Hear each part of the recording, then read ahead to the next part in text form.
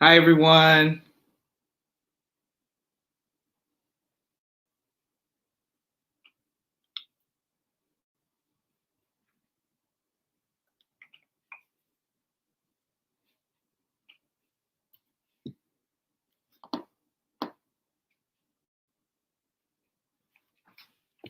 Hi, everyone. Let me know. Hi, everyone. Let me know if I can hear you.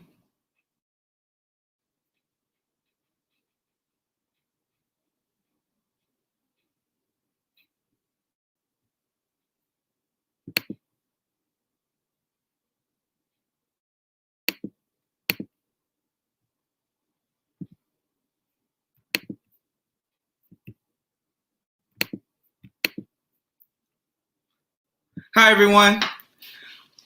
Autism Awareness Alive, and I'm so glad. I hope everyone is excited about learning something new as I am. Obviously, I'm doing this because I have a niece who is autistic, Lexi Ellis, and I have a good friend of mine who's a doctor of health candidate, occupational therapist, Amanda Speights, is going to join us and help bring about awareness and change some understanding for us. Okay, so she's going to break it down for us in a very unique way, and feel free to send in your questions. I can see your questions. So if you have any questions as we're going through this dialogue, make sure you ask questions so you can get informed.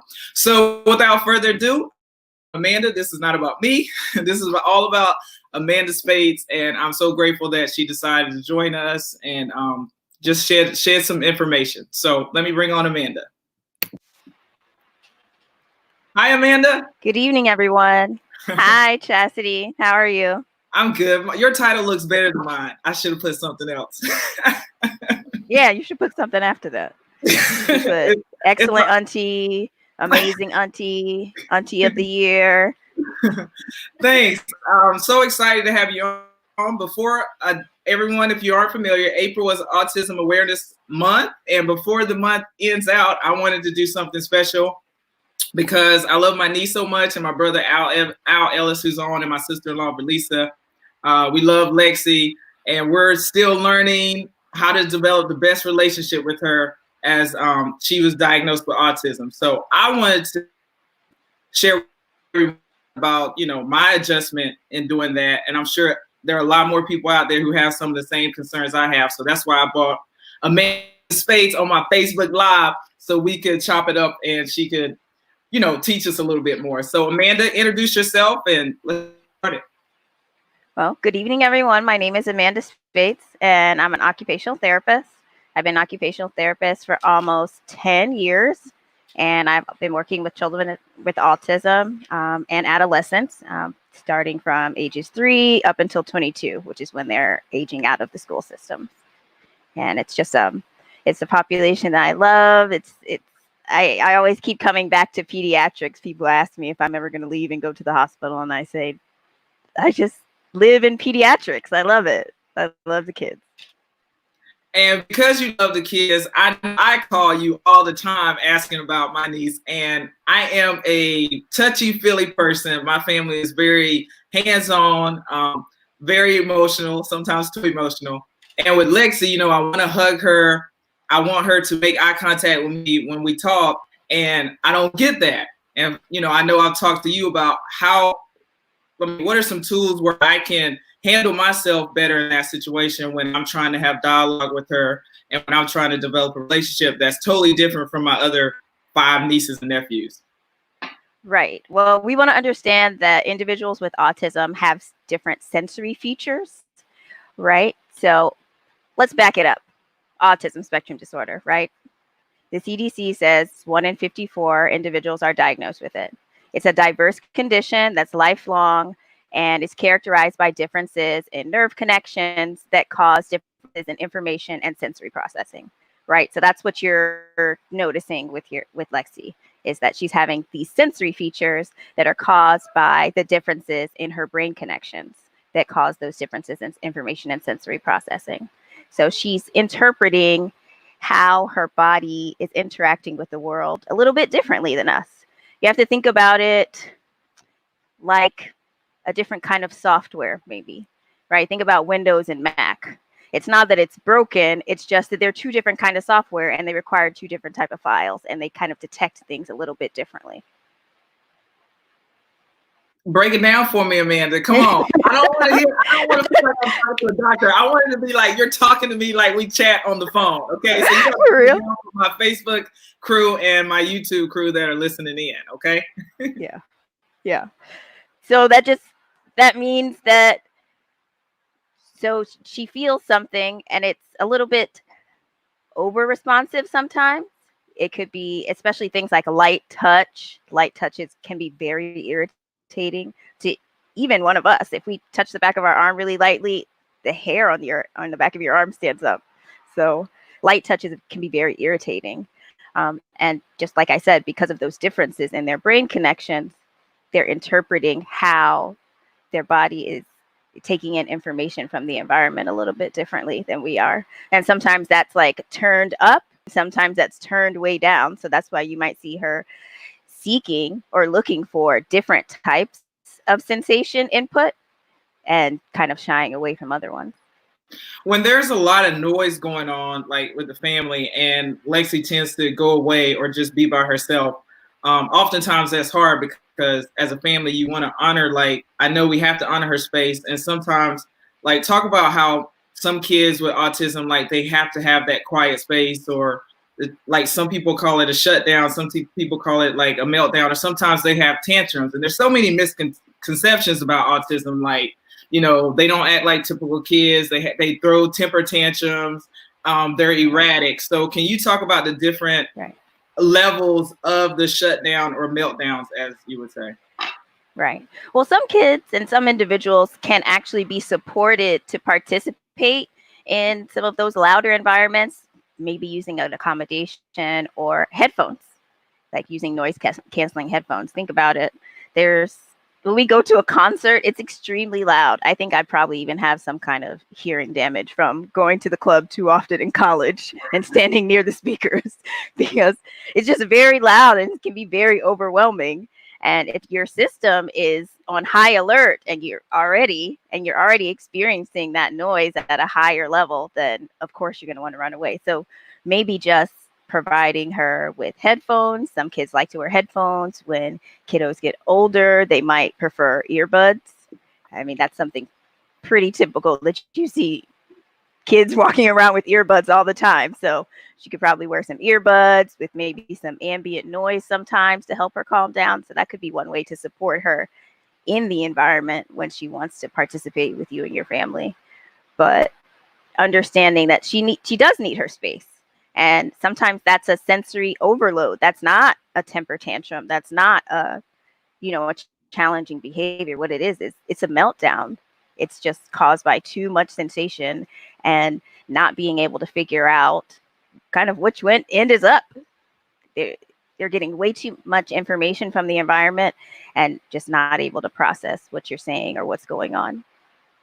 When you are talking with the individual and you feel like they aren't hearing your questions, or like you're asking a question, like sometimes my parents can ask, Lexi's parents can ask her questions, or my grandparents, and you just get no response. Like, do they hear you, or does it just take them a certain time to process? Like, you don't have to keep asking the question. Like you told me, I don't have to keep asking the question over and over again.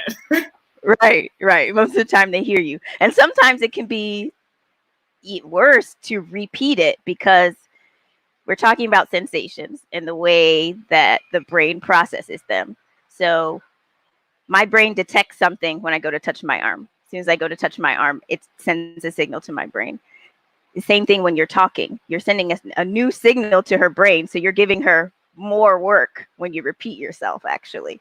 So it's better to say it once and wait to give her some processing time. Okay. And maybe pair it with a gesture, right? Okay. You could maybe we use gestures all the time. We go down in the grocery store and somebody says, "Oh, what aisle are you looking for?" And you say, "Over there." Okay. It's a totally normal thing. Normal part of the communication to pair it with a gesture. Yeah. Yeah, I'm pretty good with gestures in my hands, so I'll remember not to keep repeating myself. Yeah. I've probably overwhelmed her a lot, but she loves her Aunt Chasity, I'm sure. She knows you love her.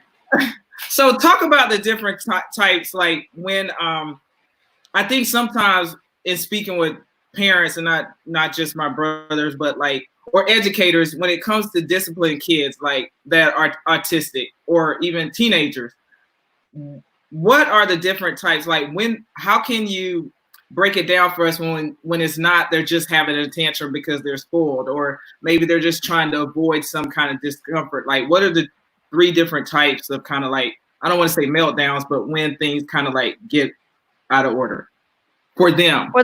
Well, there's different functions of behavior, right? Okay. Okay, so there's actually 4 different functions. There's attention, getting some attention. There's escaping or avoiding. There's acquiring a tangible, like getting something. And then there can be just automatic reinforcement.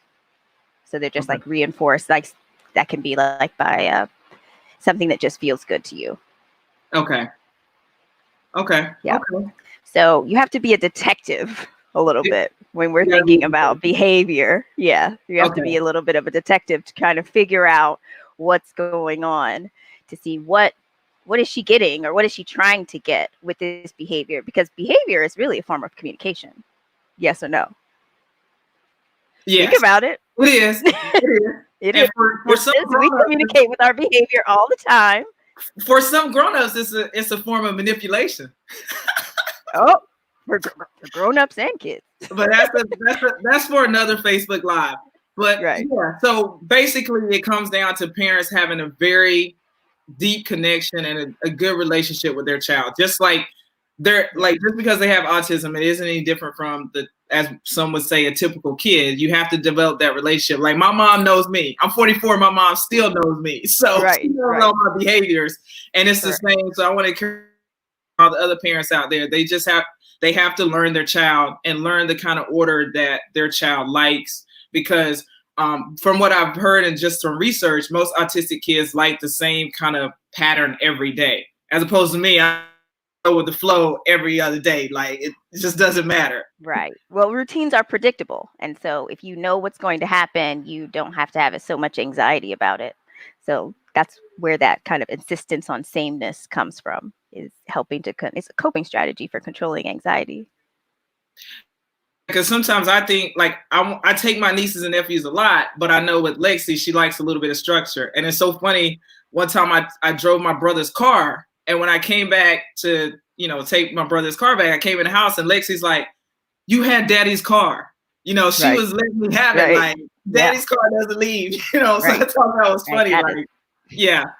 She let me know, like, as soon as I came in the house, like, she understood, like, I took dad's car and, like, don't do that. So you're absolutely right. No, that's out of order. Yeah, out of order. They know things that are going on. So just talking about what's going on, like, there's a lot of talk these days about vaccines. And some of the misconceptions about autism is that autism is caused by vaccines. And some parents don't really want to allow their babies or young kids to get vaccines because they feel like it causes autism. So what are your thoughts on that?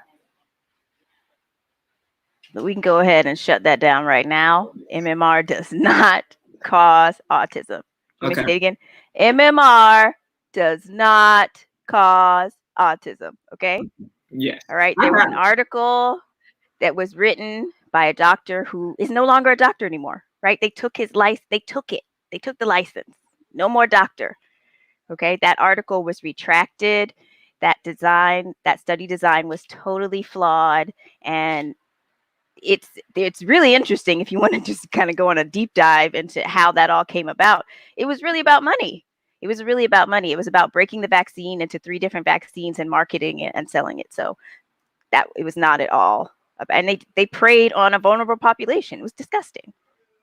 So there's a lot of just disgusting things going on in this world, and that's why I wanted to have this Facebook Live, just to bring more awareness and change understanding. And speaking along those lines, how about parents? Because I'm from a rural area, as you know, Amanda, you always tell me I'm so country, but I'm from a rural area and I was raised in the church. And so I get it. As we've seen with this coronavirus, a lot of people are like, God's going to take care of me. It's going to, I can go have church. I can go out and just, believe in, a higher power. And I know that everyone has faith. I thoroughly have a strong faith.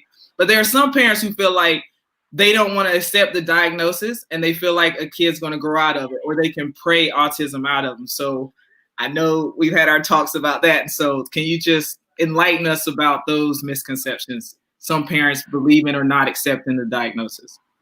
Right. Well, it's what we call a neurobiological condition. Big word, right? Just means it's in the brain, it's biological. They were born with it. It's a long time ago, they used to say horrible things about how it was caused by the mother and the mother being cold. And it was really very cruel way to infer that this diagnosis came about, but it's biological, it's in the brain. And like I said, it's just, think about like an Xbox and a PlayStation. It's just a different operating system. It's really not different At all. And at so, all. They're for just all the people with a faithful out different there, operating system. they can't pray it out of them. They need to use the resources and work with their child and get more information on it. Basically, is what you're telling me. Right. And maybe get with someone who's an advocate. Look for an advocate. If you have access to an advocacy, the CARD Center, which is the Center for Autism and Related Developmental Disabilities, is a really great resource for a lot of families to access, and it's all over. So there should be a different CARD Center in maybe nearby your hometown, or you could probably access some of the online resources. Yeah, I've heard a lot. Actually, one of my friends, when I started advertising about our little Facebook Live, they told us that there's something called the Education Law Project.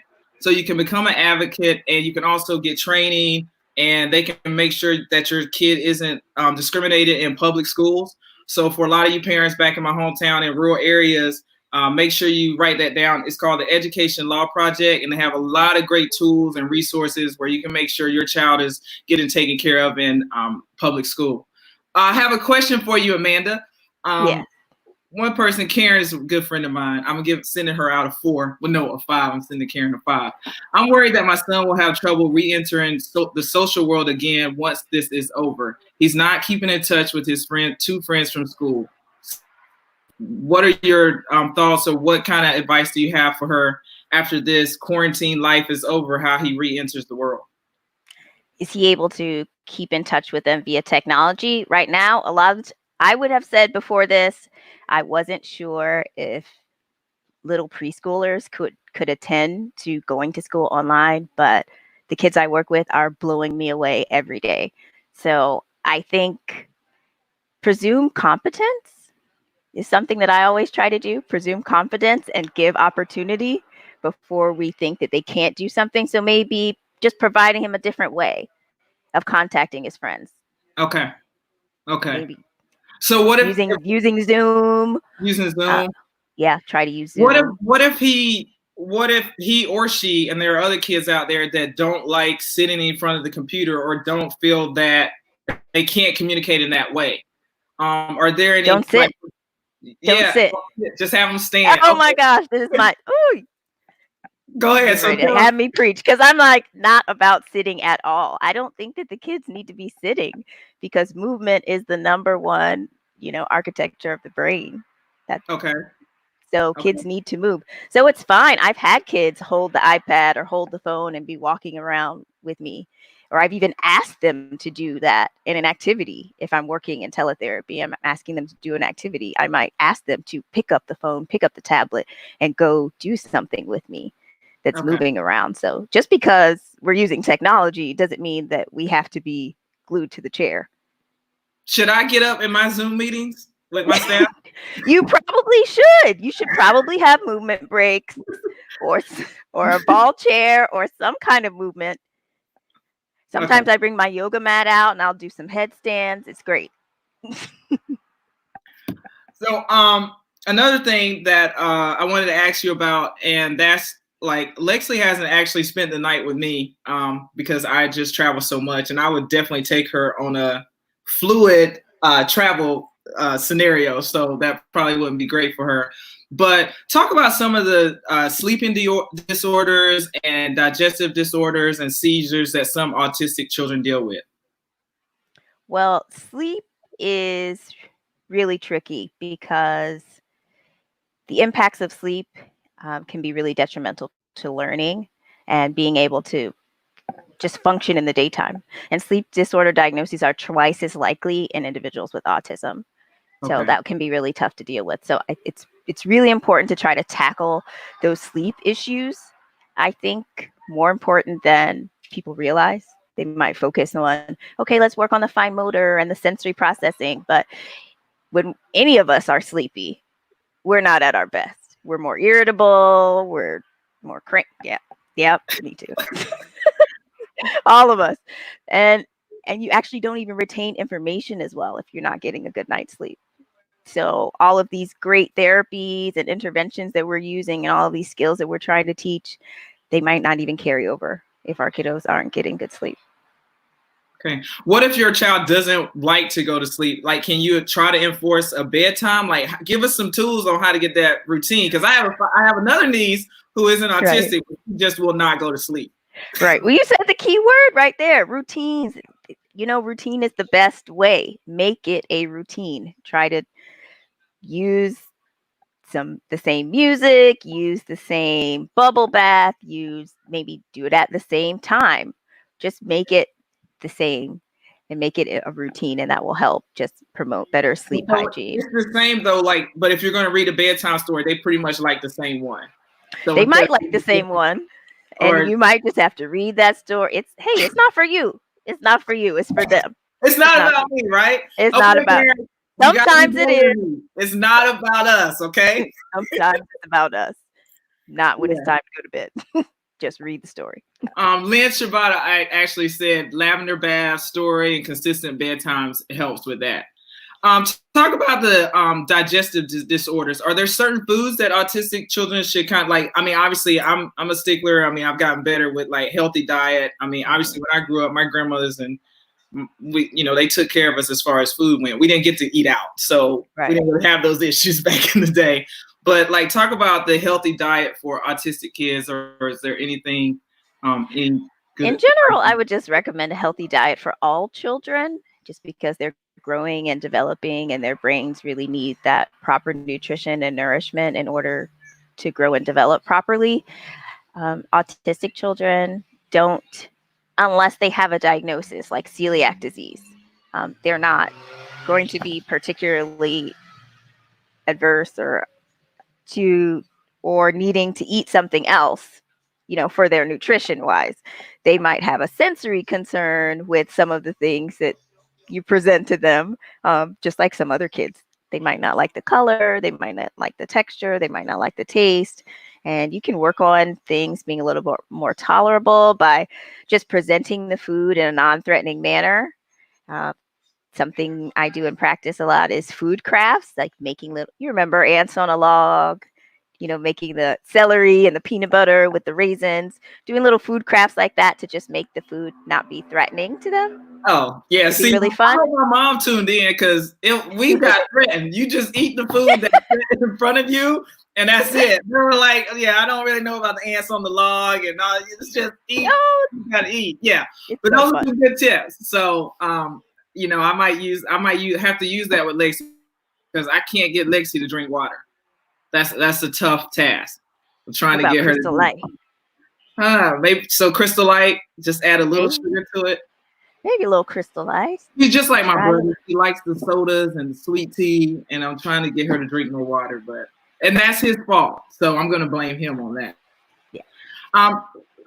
Talk about so my question from Richard Coons, Chaz. This is D. Now that Lexi will be going into her teen years, how do we transition with her and not to continue to treat her as a little girl? Oh yeah, that's a great question, D. She's a smarty already. Of course, she would come up with this. Yeah.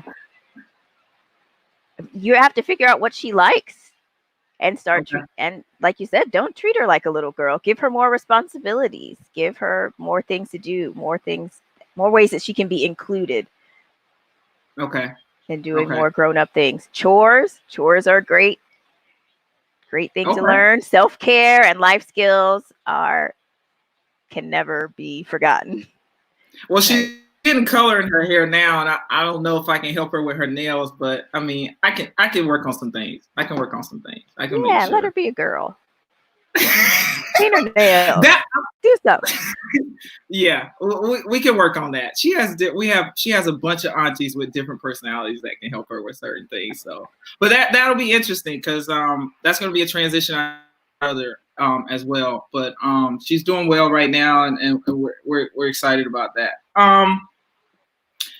What are some of the things that we should avoid when we're dealing with autistic, family members? What are some of the things that we just must avoid doing? Put you on the spot. I know, right? I would say don't sneak up on them. Okay. Unexpected touch. Okay. Don't sneak up on them. Anything else? Don't sneak up on them. Don't underestimate them. How about that one? Don't underestimate them. No, that's a good one. That's a good one. That's a good one. That's a good one. Talking about the disparity, between identification and accessing the treatments for kids with autism, what kind of resources are there? Any other resources, or like maybe any movies that maybe we can watch just to learn more information about it? Like, I love basketball. There's tons of videos on basketball. So and great movies, stories. We're watching The Last Dance with Jordan. So right. What are some movies, DVDs, anything they can watch on Netflix just to kind of maybe some parents out there can relate to? Right. Well, of course, there's the Temple Grandin movie that starred Claire Danes. Mm-hmm. And there's The Good Doctor. If anybody watches The Good Doctor, that's on ABC. Okay.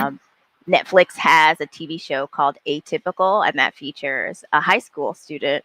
Okay. And then he's transitioning to college. So that could be really cool for you to watch, since you're talking about Lexi's getting older and you want to think about what she can do when she's older. That could be really cool. And one of my favorite documentaries on sensory is called Spectrum, A Story of the Mind. And that was a PBS documentary. You can find that one on Amazon Prime. Okay. Yeah. And say that again. I'm going to type it in so they make sure they have it. Spectrum. It's called Spectrum, A Story of the Mind. Okay. Awesome. I might have to check that out. I'm definitely going to check out the Netflix one as well. Oh, I have another question. How can we this is my brother. Shout out to my bro, and he's such a great father. How can we teach the young family members in the family to relate with her or include her when they are together? Yeah, because they got some personalities. Amanda, you think I got a personality? My nieces and nephews, they're different. So how can we get the other nieces to include Lexi? You have to find something that they like to do together, and just kind of encourage. You're probably gonna have to be a facilitator at first. Maybe just being there with them and helping them understand and explain, why Lexi might need them to wait a little while. Like you said, if you gave her a direction or you asked her something and she didn't answer right away, maybe explaining that, because kids, they tend to kind of just ask you real quick, and if you don't respond, they'll just turn around and go the other way. Oh, yeah. They'll just keep it moving. Yeah. So no, they do. Right. They do. But I've worked with some really great voluntary pre-K classes and some really great integration groups where they have role model students that are neurotypical, and I've seen some amazing things, some beautiful friendships, and some great compassion. So I think just getting them to play together more, and once they know each other, just like kids, once they know each other and they find out, like, hey, you're a kid, I'm a kid, we both like cars, we both like trains, it's on. Yeah. You're right. You're right about that. What advice would you give to educators that have kids in their class who are autistic? Like maybe they just have one kid, because I've heard some educators obviously don't do well with this, and sometimes just become overly frustrated. So for some of the educators that are watching, what advice would you give them?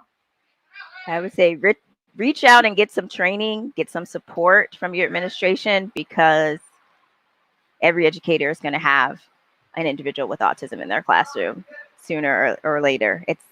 I've seen the growth just even over the past 10 years as I've been practicing, and the number of individuals that are getting identified, not even just as children, but as adults. There's plenty of adults that are getting diagnosed later in life. So individuals with autism are everywhere. So it behooves us all to be aware and to be accepting and be patient. Okay. Thanks, Lynn. So educators out there, I know you do way more than you get paid for, I but know. the biggest thing is you gotta, ask for help and make sure that the school supplies, staff support and, Yeah. you guys can more. If they have an occupational therapist on staff, you can reach out and get some training and support from them. Speech language pathologists are crucial. Some of the best people I've worked with, and I've learned so much from them. And of course, your behavior analysts. Oh, okay. I didn't even know speech pathologists had a lot to do with the Working on language skills, Oh, okay. pragmatics. Okay, awesome. I didn't know that was part of their field. So Yeah. I learn something new every day. I got some smart friends, y'all. Okay, I'm trying to show y'all I know a little bit more than just basketball. So shout out to my former teammate from NC State, Sarah McLeod Smith says, never make biased comments like your child doesn't look autistic, your child is too smart to be autistic. Please educate yourself.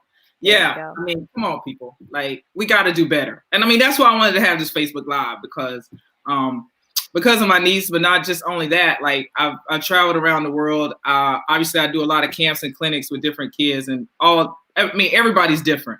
And autism is they're just a little different. I mean, they're just not gonna. Yeah, they just like things a certain way, and they're just different. So please, everyone. Don't we all like things a certain way, though? Oh, yeah. I mean, I go with the flow. I like a lot of things, but yeah, but I do have my OCD. I'm a little OCD with certain things. Not as OCD as you, though. Master of many things. Great comment. I give all my credit to one of my very first experiences as a teacher to a self-contained autism class. I am who I am because of that lovely bunch. You learned so much. All right. Shout out, Tim. Is that you, girl? Okay. Self-contained autism class. So we're getting some great information on this live. This is awesome. Amanda, thanks again for coming on. So Amanda, really quick, we want to get back to, there's a question about like some of the warning signs when autistic kids in class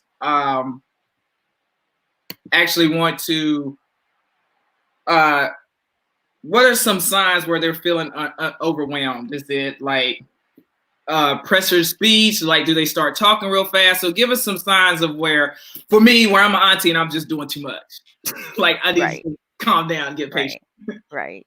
Yeah, you might see pacing or walking in circles or an increase in what we would call that self-stimulatory behavior, sometimes flapping. Yeah. Right. Flapping or rocking, kind of getting stuck on a topic or getting stuck on an idea or maybe something that she noticed. Maybe with the car, that could have been something that maybe if she was getting really stuck on that, you could notice that like, okay, if she gets stuck on this for too long, she's probably going to get really upset. And like you said, pressured speech and extreme resistance and sometimes just shutting down altogether. If you notice that normally she's really talkative or she's really involved and really near you, and then she's wanting to be off to herself, that could be a sign. And so what technique would I use? Is there like an acronym or some kind of technique I can use to kind of get her back relaxed or even relax me? Well, one of the ones that I really like is by Deb Lipsky and Will Richards. It's called the scared calming technique. Okay. It stands for safe, calm, affirmation, routine, empathy, and develop an intervention strategy, right? Okay. So you want to make them feel safe and calm, and you need to be calm, right? Because like you can't be freaking out and they're freaking out. Like we can't be both freaking out at the same time. One of us has got to be calm. Okay. You need to affirm their feelings and what's going on, because even though it might not be that big of a deal to you, it could be a really big deal to her. Okay. Right. Okay. And have a routine, maybe a calm down routine that you've already established before that. Awesome. Awesome. Yeah. Yeah. And just being empathetic and working with her to develop that strategy for next time that something happens, because we're all going to get upset from time to time. That's totally normal. So just have a strategy. When like you said, you work with kids until they get out of college. 22, when they graduate from college, you'll work with them up Okay. until the end. So talk about, I guess, the transition from high school to college. I can only imagine. I mean, I'm kind of concerned a little bit about Lexi going to college, going to school, whatever she decides to do. How will that transition be, or what are some of the, I guess, what is something we need to start preparing for? Wow, because Lexi is growing up, like, it's unbelievable. Now my babies are growing up too fast. So anyways, give us some tips, resources as they're entering college or preparing them for college, graduating high school. Well, you're going to want to continue with a lot of the support that you already had in place, using those visual schedules, just maybe adapting them to an older individual now, right? Maybe transitioning to a tablet, or remember we used to have Palm Pilots and things like that. Now we have Google Calendar, right? Everybody has Google Calendar. So Yeah. just learning different strategies that can grow with your child, grow with the individual, and keep them organized, keep them regulated. They might need some different sensory strategies now that they're a little bit older. Yeah. Just some different strategies as far as organization, and just grow with them and keep plugged in with those resources like the Card Center, with your therapy providers. They can definitely help you along the way. Okay. I like it. I like it. We talked about the advocacy program with Education Law Project. Let me make sure I type that in the in the chat so they can check that out, especially out in rural areas, and so people can learn more.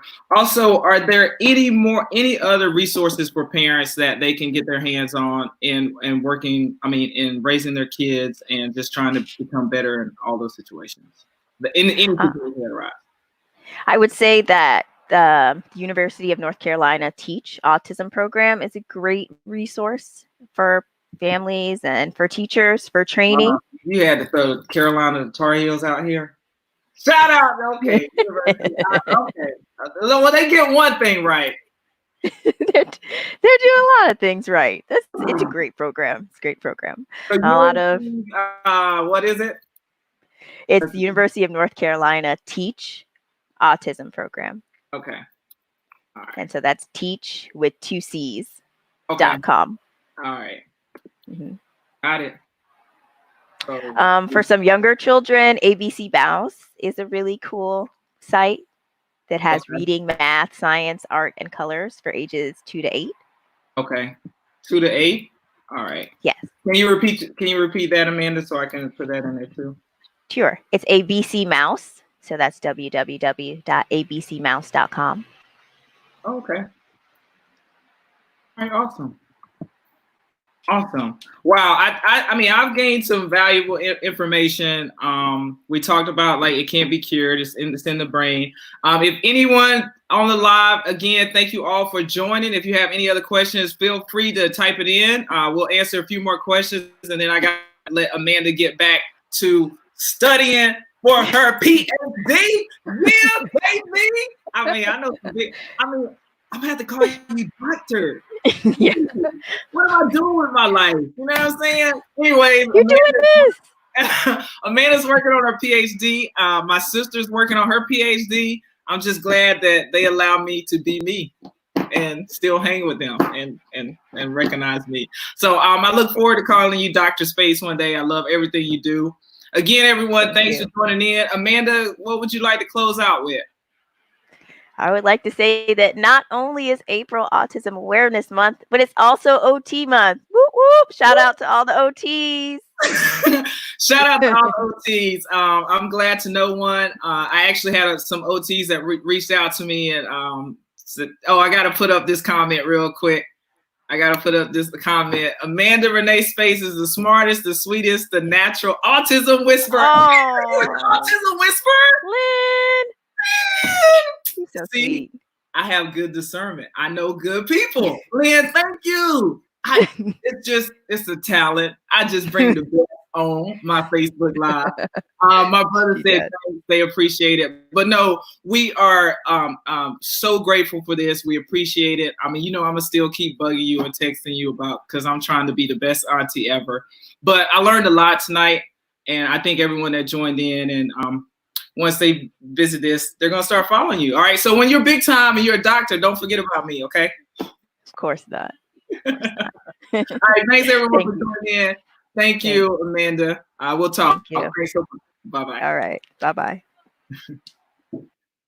Thanks everyone for joining. I appreciate you guys. I was kind of nervous about this all week because I know everyone's like, Chas is basketball, blah, blah, blah. But I know I have a lot of good friends. I've been blessed to just travel the world and meet some really great people. So I'm glad Amanda decided, made time.